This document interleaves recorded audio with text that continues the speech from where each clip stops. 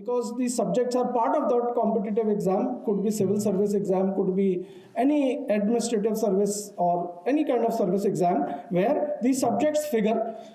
So we want to pass these exams, and passing that exam is the outcome. So that can be an outcome, passing let us say any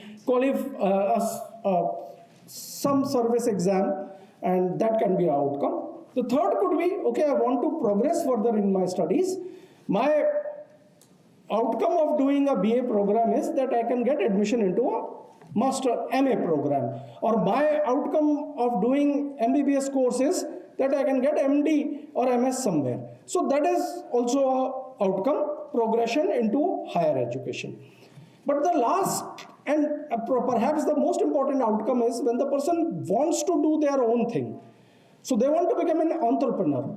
And as you know, that number of students coming out is much higher compared to number of jobs available. So if people focus only on job, then you will have a huge problem of unemployment, and no country can solve that problem. So the best way to solve this problem of unemployment is that you make these students, enable them that they can generate their own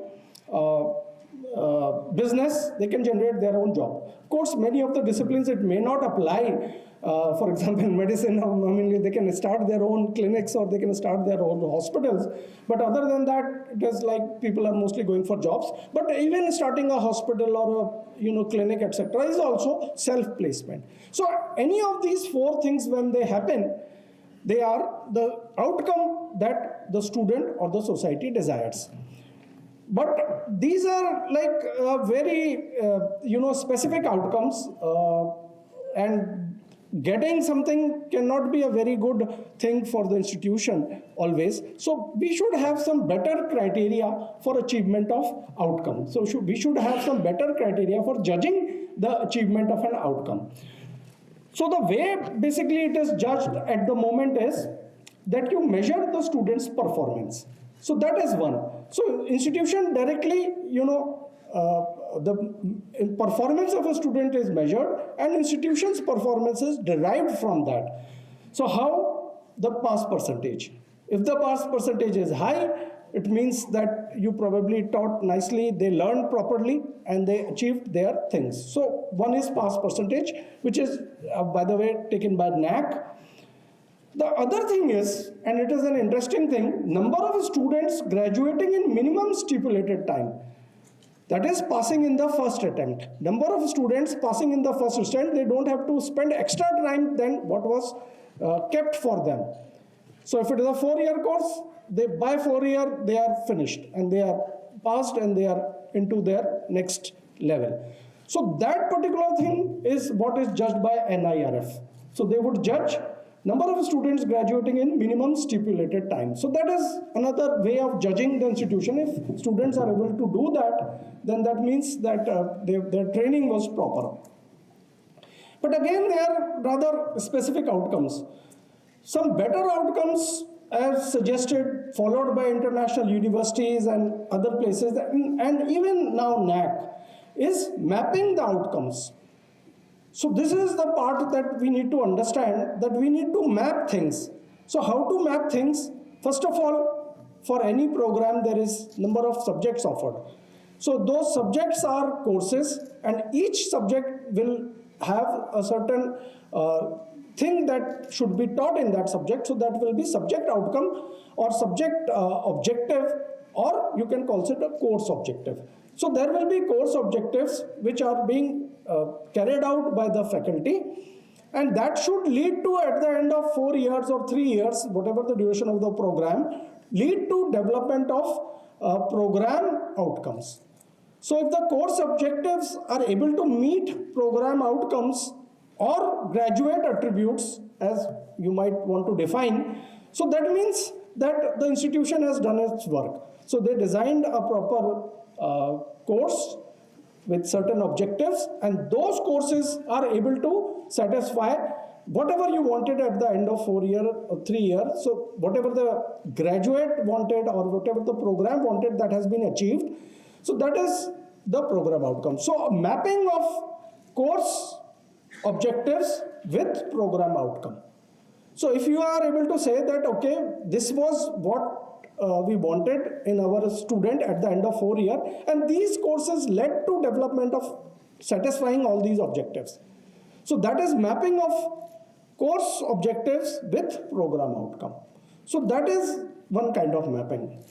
Now, but the other thing is, okay, you got the course and you sort of taught them what you wanted to teach them, and they met all the program objectives. But whether all the students were able to actually learn, you taught them, but did they learn? So that examination part comes in, the third part.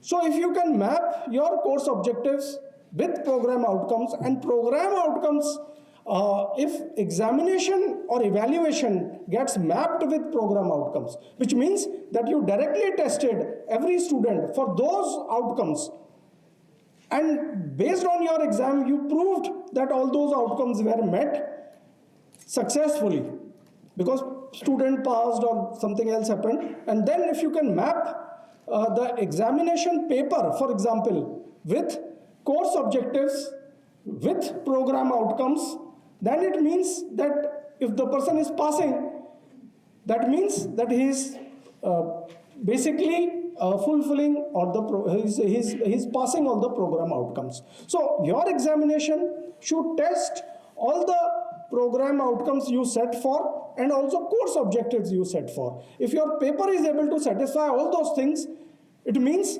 that you have tested properly, and if the person has passed, means he has satisfied all the program outcomes. So this is the modern thing, and this mapping of course objective into program outcomes is followed by NAAC, but mapping of examination or evaluation with course objectives and program outcomes is what is required by NBA. This is another national testing agency, and that tests for this mapping of examination outcomes with course objectives and program outcomes.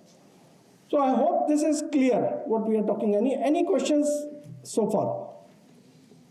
Any lack of clarity? Because I think this is very important for us to understand. Then rest of the things depend on this. So any question, anything? Quick question. If not, then I will just go forward. So now the question comes that, okay, these are the things. Now we have to implement outcome-based education. So suppose we want to shift from curriculum-based education or the teaching-based education into outcome-based education, what we need to do. I think that is the second part. So of course, first part is to understand all these concepts, what is meant by course objective, what is meant by program outcomes, what is meant by program specific outcomes, what is meant by graduate attributes, and that is number one. So we need to understand first, then we need to define clearly, objectively, what we will see, what are these program outcomes, what are these course objectives, we need to define them accurately, and then finally, we need to map these with each other. So map course objectives with program outcomes, and if possible, map examination paper with all these things. So once we are able to do this, we will be able to implement the objective-based, outcome-based education.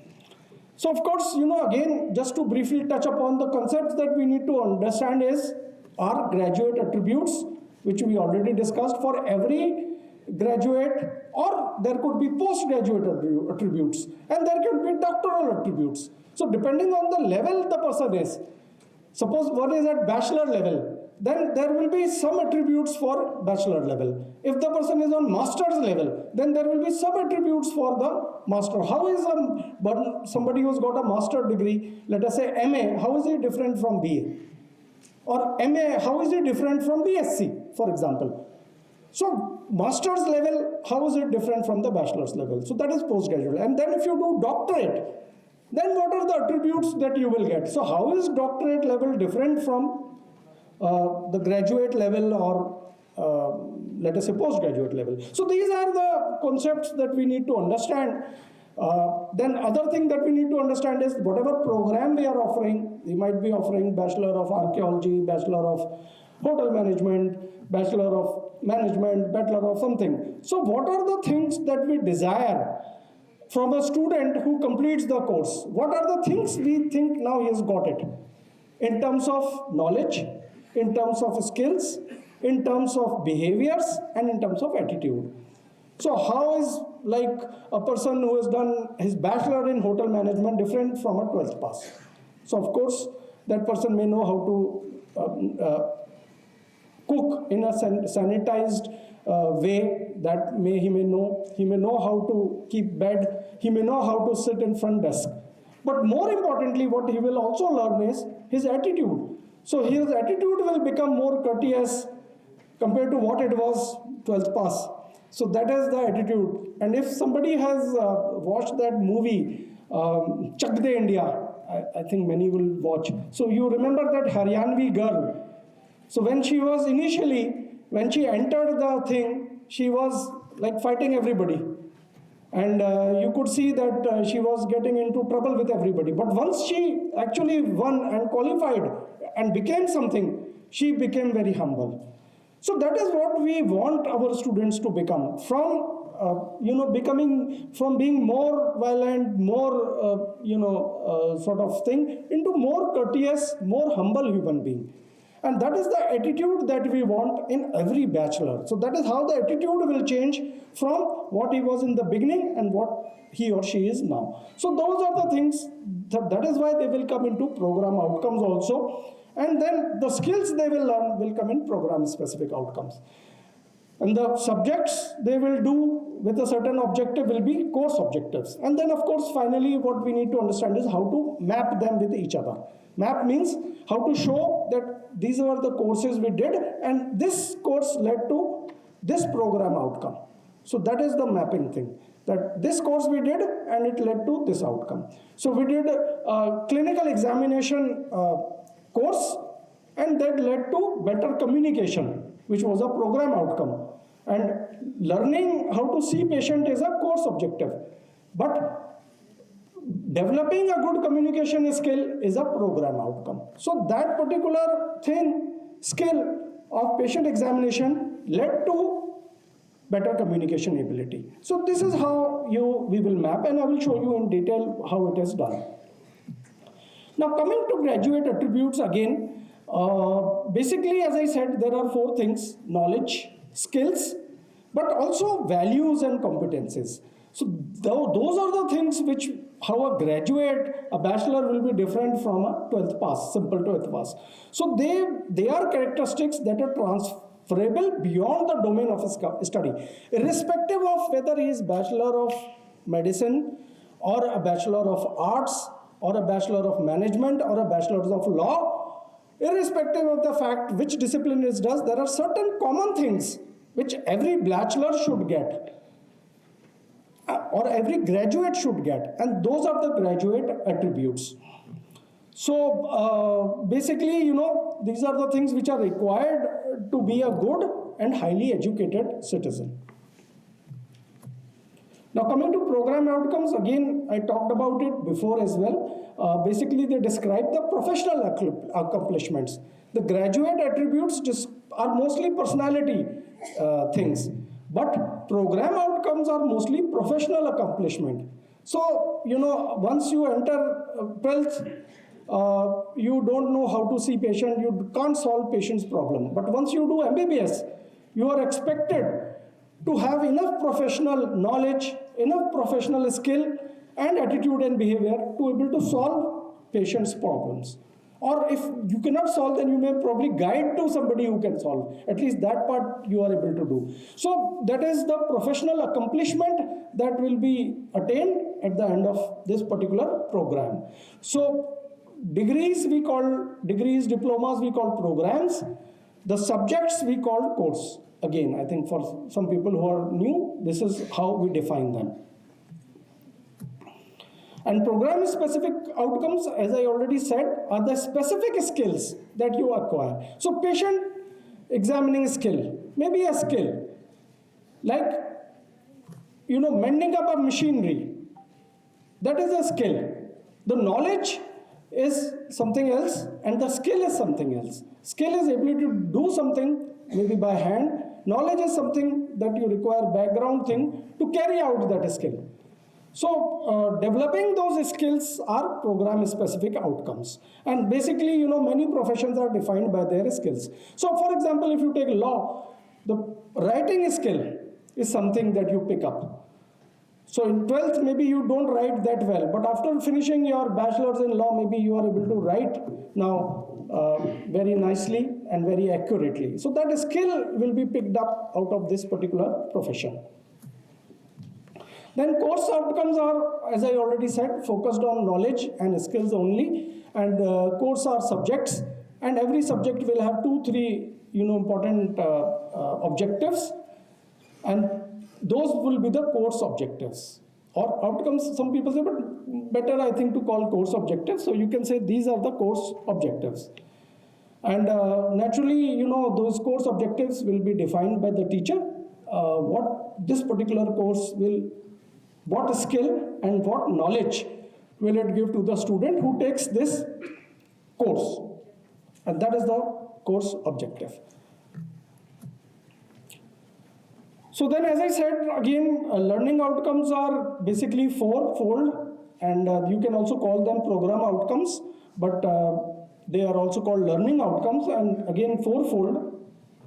Knowledge, number one, skill, number two, but also behavior and attitude. Attitude means value.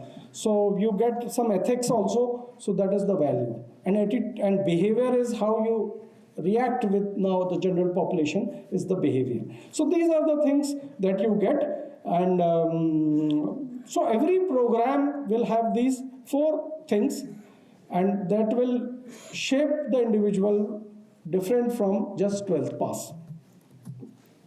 So let us come to some of the general graduate attributes. Somebody does a bachelor's from NIMS. What are the common things this person will have? Whether he does a bachelor in arts, whether he does a bachelor in law, whether he does bachelor in medicine, bachelor in technology, bachelor in anything. What are the things that anybody who has become bachelor will have? So number one, we think he will have intellectual competency. Means he will intellectually understand his field, and he will then have the sufficient knowledge to do his job properly. So whether his job is law, whether his job is medicine or engineering, they will have intellectual capability to carry out their field of specialization. So that is a common thing everybody will have. Then ethics. Everybody will have ethics. So for medicine, it could be medical ethics. For pharmacy, it could be different. For nursing, it will be nursing ethics. Engineering also will be ethics. And of course, law will also have ethics. Third thing that we want, because he has now progressed from a student, he or she can become a leader. So leadership qualities we want in our students, whoever gets this whoever graduates from NIMS or whoever gets this degree. Then we want them to develop a holistic skill. That a holistic skill means not only hard skill, but also soft skill. And I think we will have a small session of how we will look at the soft skills, some small presentation by Dr. Sudesh from the Department of English. But anyway, we discussed a bit of it yesterday as well. But this is the skill means soft skills and professional skills, both. Then he will have ability to move across all the cultures. So this person who has become a bachelor will, maybe he is, let us say, Muslim. He will not say, I will not work with the Hindus or Christians, vice versa. So across the cultural thing, person will work. Or let us say somebody says from urban area will not say that I will not see rural people, and rural will not say I will. So those kind of boundaries will be melted, and there will be cross-cultural ability to interact. So that is a common attitude or a behavior we want in all our graduates. Then of course, service-oriented focus should be focused for his own field. And then we hope that they will also have a spiritual development. So anybody who graduates from NIMS will have all these qualities, 7 qualities, and they make the graduate attributes for the NIMS university. Now, how does it manifest into medical graduates? So medical graduates also have the same 7 things, just tweaked for medicine. So they will be having a more globally relevant thing, and basically, what I wanted to say was, irrespective of discipline, these are the common graduate attributes every person who passes out from NIMS will have, and they are the graduate attributes. Example, same thing. First, you remember, was competency. So a doctor will become a good clinician. Second was leadership. He will be leader. Third was community engagement. So he will be a communicator. He will be a lifelong learner, and he will be a professional committed to his own field. So basically, you see those 7 things again translate nicely into this particular profession also. So a medical graduate from NIMS will have all these capabilities. And the same are the things that we are going to get that person to develop. So every program will have an objective, and these are some of the examples of objectives or example of outcomes that we want a program to have. Number 1 could be developing language skills. Number 2 could be developing domain or specific knowledge. Then 3 could be developing interdisciplinary knowledge. 4th, we say that this person should have some digital skills to work on computer, to develop some things, look at the data. So those digital skills they will have some problem solving skills, analytical skills. They can have some writing skills.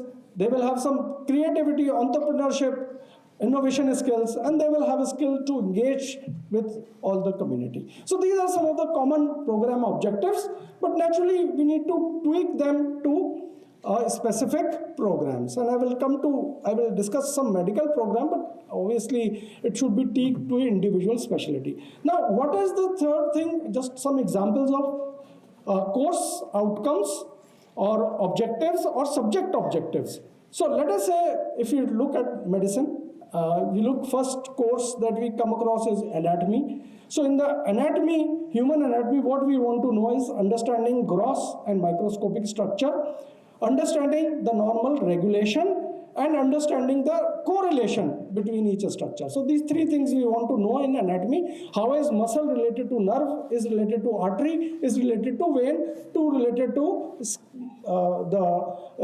the skeleton or bone. How are they related to each other? So first we want to know what is the muscle, what is nerve, what is artery, what is vein, what is bone. That is one. How it works, and then how each is related to the other. So this is our simply outcome for anatomy. Likewise, for physiology, we want to understand how does a normal organ function. Then we want to understand what are the changes that happen over a period of life in the function. And finally, why people develop diseases. So how does the function gets dysfunctional so that diseases develop. So these are 3 or 4 course objectives of teaching this particular subject, physiology. And likewise, these are all the course objectives. I will not bore you with all these objectives. I just wanted to give you a clear example of how these courses have got 1 or 2 or maximum 3 objectives.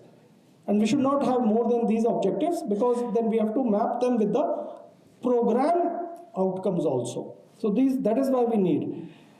So now coming to mapping. What is mapping? Why do we do it? Outcome mapping basically aligns our thought process. So our thing was that we design these courses with a certain objective. These courses should at the end of program fulfill some program objectives, as also fulfill the graduate attributes. So they should be able to do that. So we must in our mind clearly know that this subject will benefit this program objective. So we know program outcome. So we have to define program outcome. First we understand what is program outcome. Now we have to define for every program the outcome. for English, there could be certain outcome. They should be good in writing, they should be able to read literature, they should be able to do this, that. So there could be group of outcomes, and those outcomes, whatever we are teaching, should be able to satisfy those outcomes. So then we have to basically map these, and this is basically the mapping part, and that way we will make sure that whatever we are teaching, whatever is the curriculum, whatever is the course, will at least lead to what we are expecting our students to develop. And whether they develop or not will be found out by examination. But theoretically, at least we are teaching something that will lead to a certain outcome.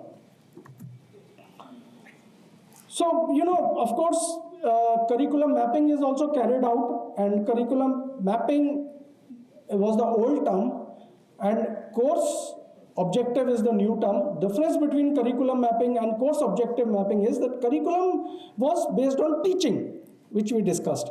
So curriculum is exactly, okay, this particular one class, this one class, this one class, this one class, these 100 classes makes this particular course or subject. So if you do these 25 classes, then this subject is completed. So that was the original thought. But now what we are doing is moving out from that and mapping the course objectives that you had set up. These are the things we want to teach, not the classes that we are going to take.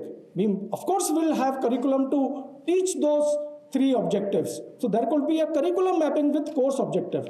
That can be another part. But what we are focused is to see whether whatever objective for which that course or subject was put in, those objectives are able to satisfy our program outcomes. So that is the basically thing, and that is how it is different from the curriculum mapping, which was just what we taught, whether it was doing something. So, but what is the way to do? So, of course, you can write down everything, okay, this particular objective will satisfy this outcome, and you can have a whole list of things. But the way it is done currently is to prepare a map or create a matrix.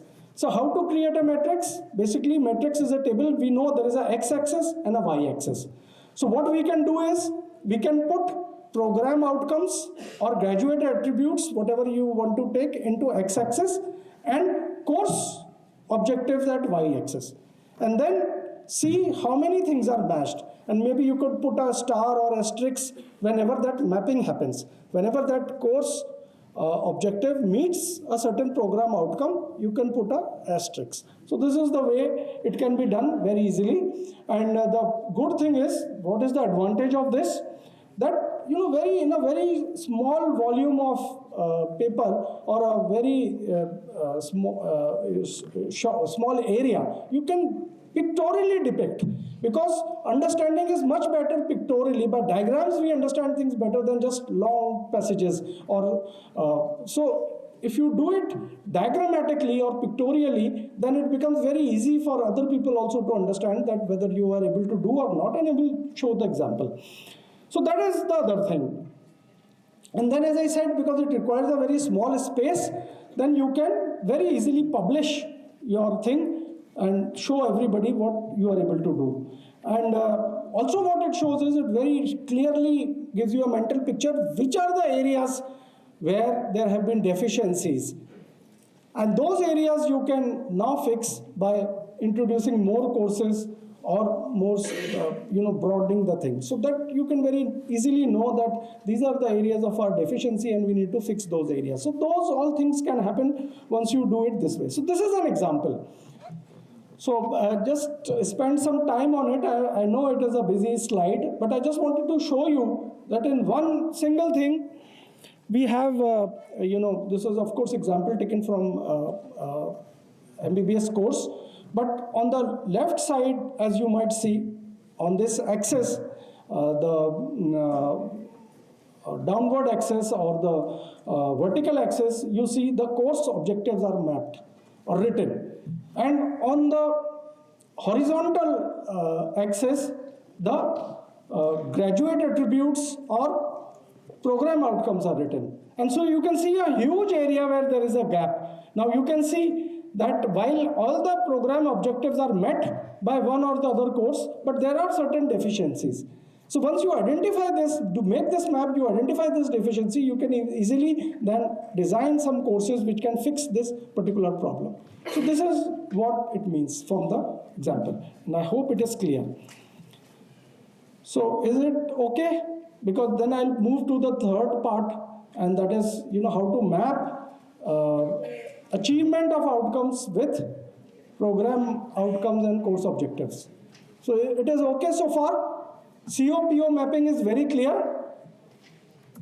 This is the COPO map I just prepared, and so if it is very clear, I will move ahead. So it is very clear for everybody?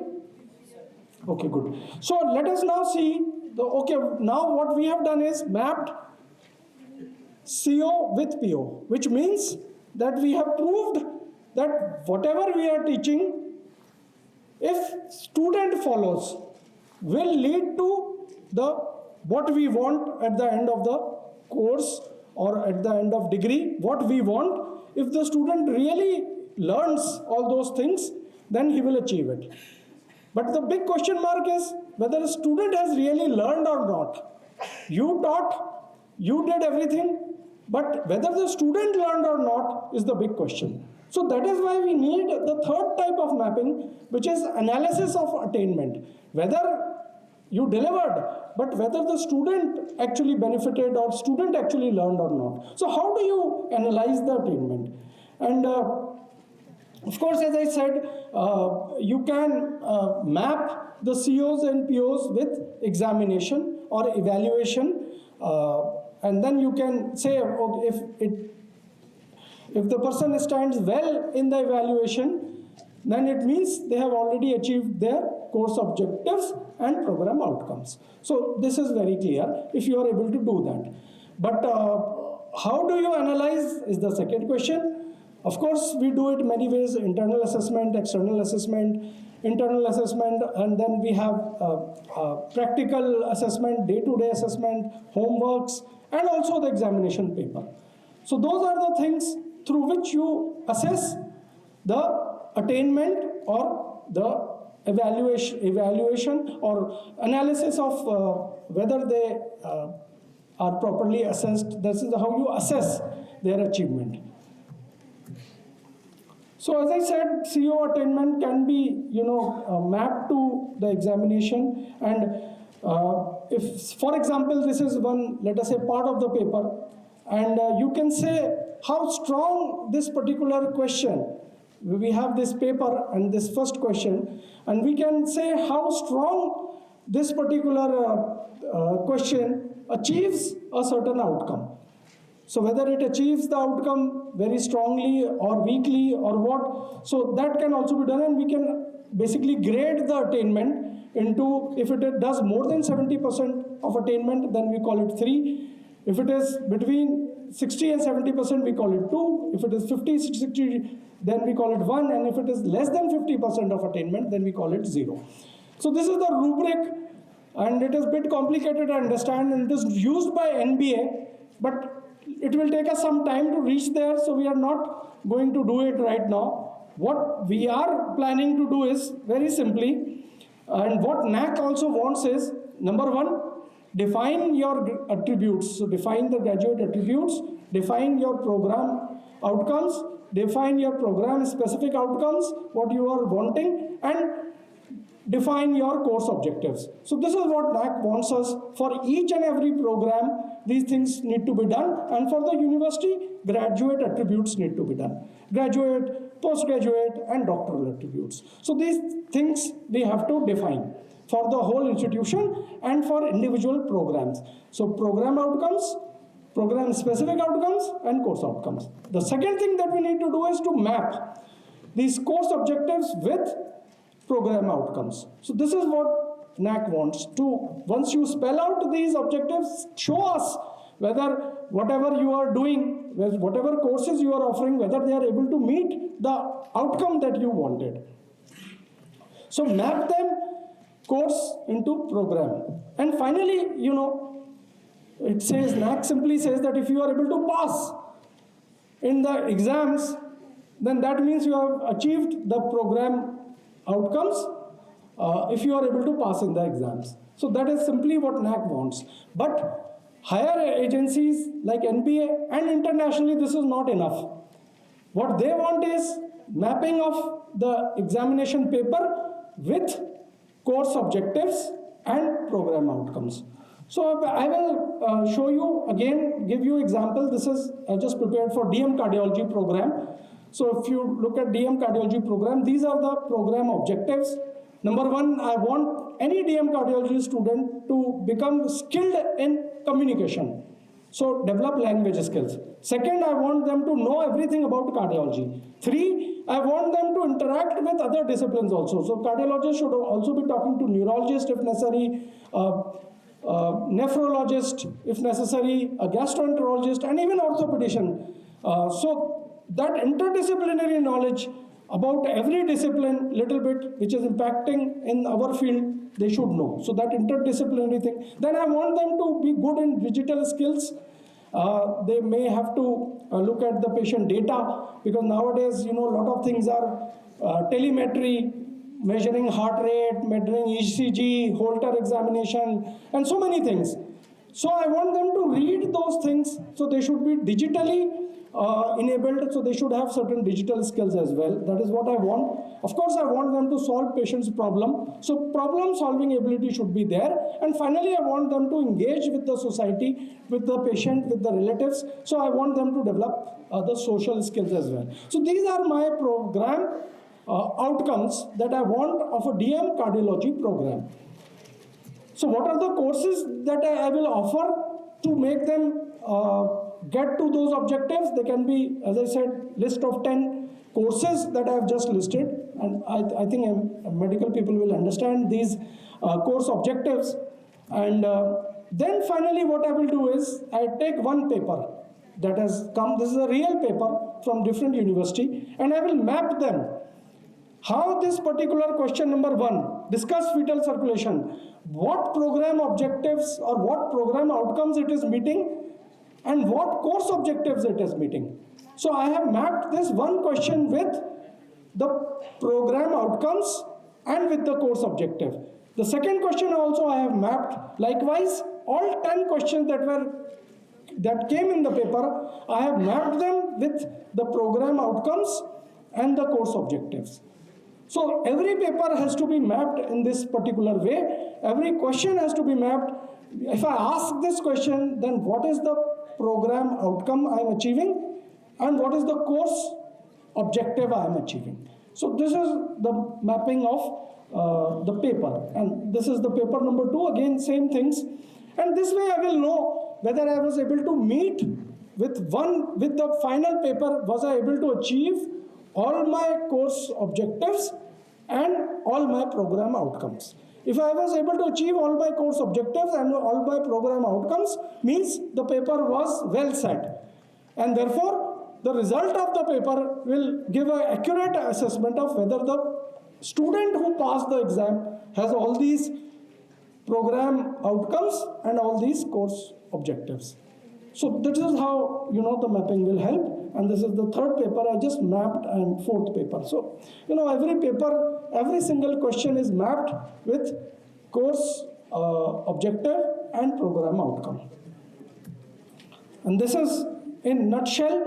I will prepare this grid or matrix, and this will show what were the outcomes. Paper 1, how many program objectives are met, whether program objective 1 was met or not, program objective 2 was met, 3, 4, 5. And at the end of it, I will know where there is deficiency. Where PO1, you can see, was met only in paper 2 and only in question number paper 2 only. So you can see that this particular program objective was not very widely met, whereas program objective 12 was met by all the questions.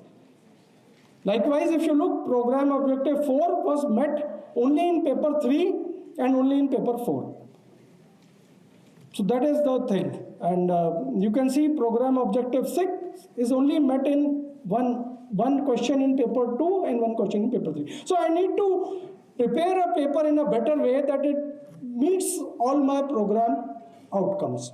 So it shows that probably paper was not nicely set because there are so many deficiencies in the paper.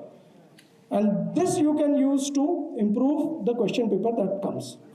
So then how to fix, then maybe you can see what are the deficiencies, and then next time when you prepare the paper, you can fix these. So I think I will leave here, this is, maybe we can have some more detailed discussion somewhere else. So any questions? Any questions?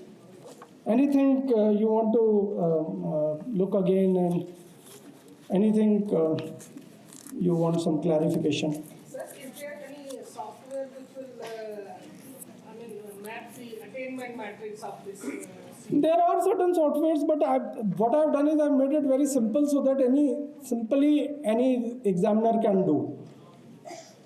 There are some softwares available, to be sure, but I think here, because it's very simple. Once you do NBA thing, then that software will be necessary, because it will also grade how much attainment happened. Here we are saying attainment yes, no. This question paper attained this or not. But in NBA there is a gradation, whether it was fully attained, more than 80% attained, 60 to 70% attained, 50 to 60% attained, and then it becomes very complex. So we are not at the moment getting into that. For NBA, once we go for NBA, then we will have to do it, especially the engineering side, because all the IITs do it. But for the moment, I think we will keep it simple so that everybody can do it. I wanted it for everybody. Any other question? Good question, by the way. Yeah, ma'am. How many POs and how many COs are sufficient for program? Yeah, ma'am, very good question. I think, thank you for asking, and I missed it. Actually, if you have more number of COs and more number of POs, your map will get very complicated. So my thing is that you get PO maximum under 10 POs for every program. So under 10 POs and under 3 or less COs. So then your map will be simple. If you have many COs and many POs, then the map will not come in a small thing. So for the sake of simplicity, once we get to this, maybe we will get more complex, but at the moment, I think let us focus on what is easily achievable.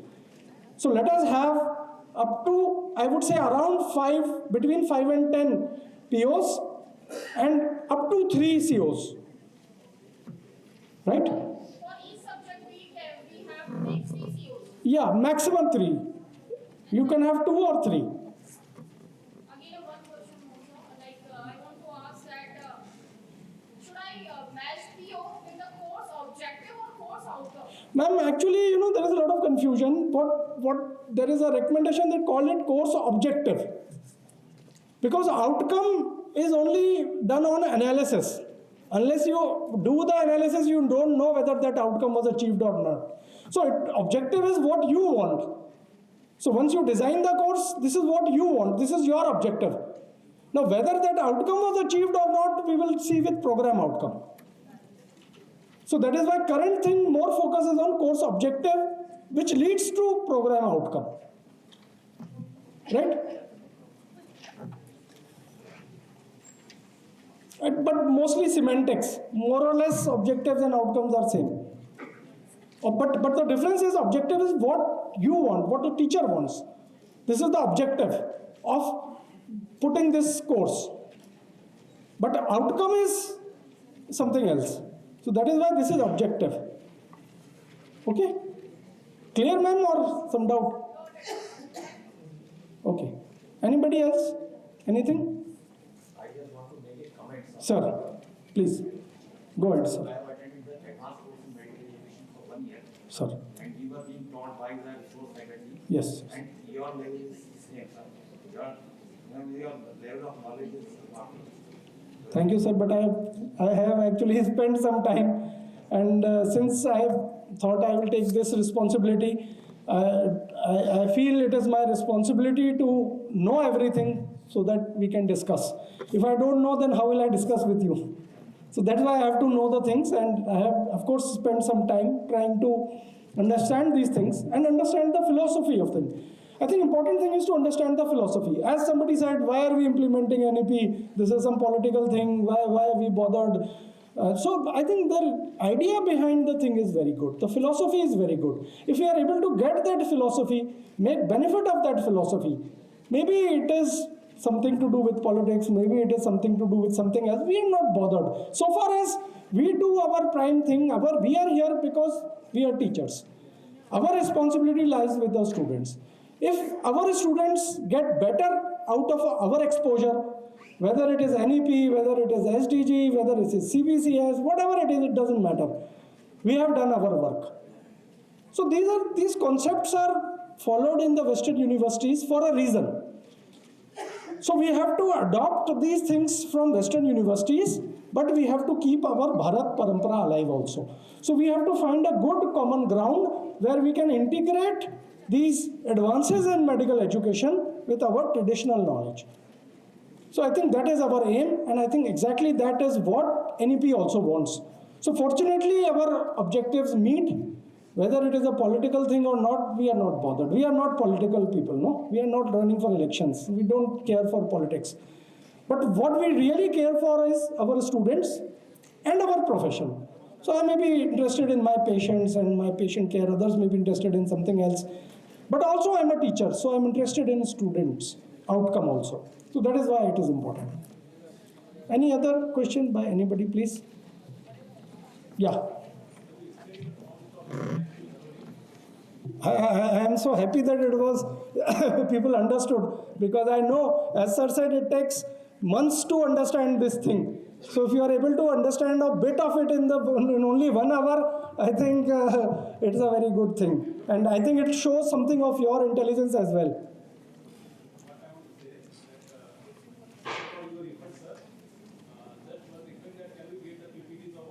Sir, we will put it on the faculty group. We will put the whole thing on all these things on the faculty group for everybody. So air is free for everybody, water is free for everybody, or it is not free now because some mineral water is sold, but at least so far air is free. So this knowledge is also free. Yeah. Any other question, please? Any other, I mean, let us, yeah, sir, you want to ask something? He raised hand? No? He's not looking here. Anybody else, please? Because, yeah.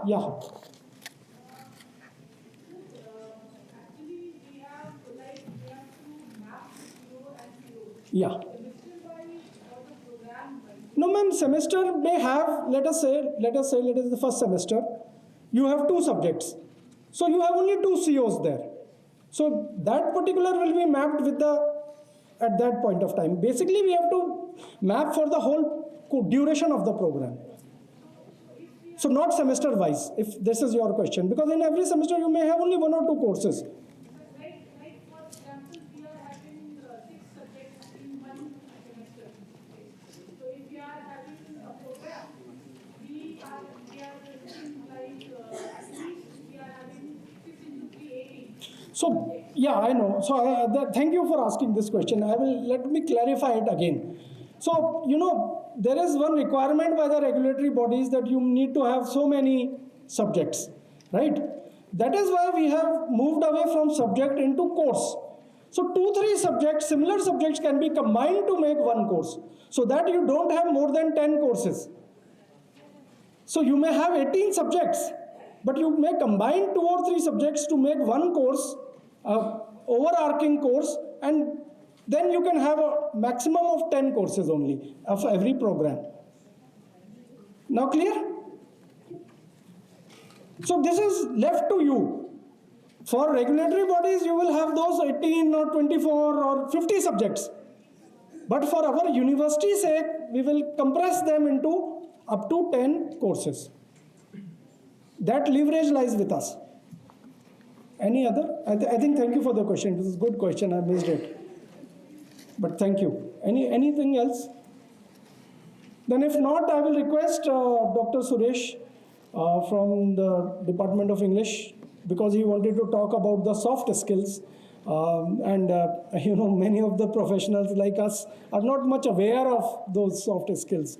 So, and I cannot make them very clear to you as well, because I am not a very expert on those things. So let us hear from expert. But sir, my only request is keep it for 5 minutes only, sir.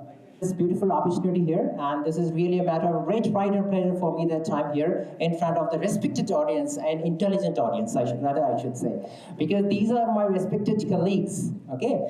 And in every third slide, sir has talked about the communication skills and the soft skills. So soft skills, everybody, whenever this term comes to your mind, enters your mind, you think about what do you mean by soft skills?